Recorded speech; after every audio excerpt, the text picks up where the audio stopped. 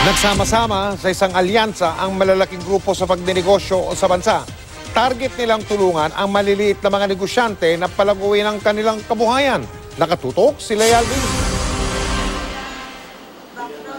Sa Banana Q nagsimula ang negosyo ni Gina Rocabo. Sa nakalipas na 10 taon, unti-unti siyang nagdagdag ng mga paninda, gaya ng barbecue. Pero kahit malakas ang benta, halos pinaiikot lang daw niya ang pera sa munting negosyo. Maswerte na raw kung makaneto ng 300 pesos isang araw.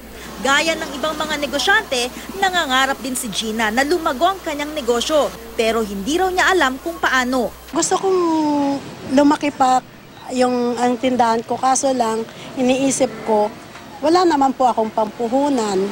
Ang mga negosyanteng gaya ni Gina Rocabo ang target tulungan ng bagong buong alyansa ng malalaking business group sa bansa.